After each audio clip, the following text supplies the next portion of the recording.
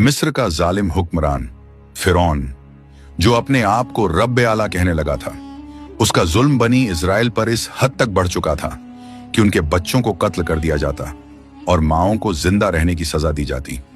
इसी जुल्म के दौर में अल्लाह ताला ने हजरत मूसा अलैहिस्सलाम को नबूवत अता फरमाई और उन पर यह जिम्मेदारी रखी कि बनी इजराइल को फिरौन के जुल्म से नजात दिलाएं। मूसा अलैहिस्सलाम ने फिरौन को दावत हक दी, लेकिन फिरौन का तकब्बुर इतना सख्त था कि वह सिर्फ ये कहता रहा, मैं तुम्हारा सबसे बड़ा रब हूं।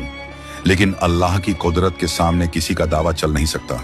जब जुल्म हद से बढ़ गया, अल्लाह ने मूसा अलैहिस्सलाम को हुक्म दिया, अपनी कौम को रात के वक्त लेकर निकल जाओ, मैं तुम्हें नजात दूंगा।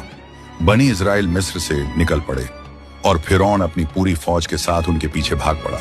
सुबह का वक्त समंदर के किनारे बनी इजराइल फंस गए। आगे गहरा पानी।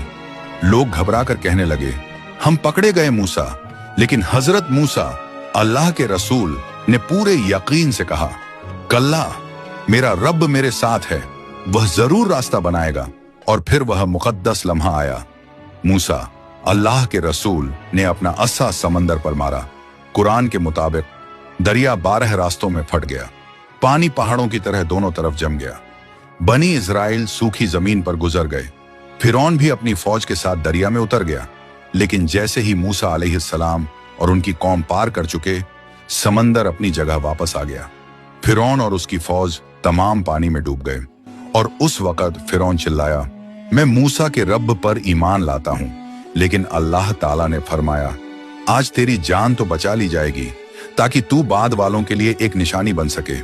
दोस्तों, यह वाकया हमें बताता है, जब बंदा अल्लाह पर यकीन रखे, जब जुल्म हद से बढ़ जाए और जब हक़ को दबाया जाए, तो अल्लाह अपने बंदे को वह रास्ता दिखाता है जो दुनिया को नामुमकिन लगता है।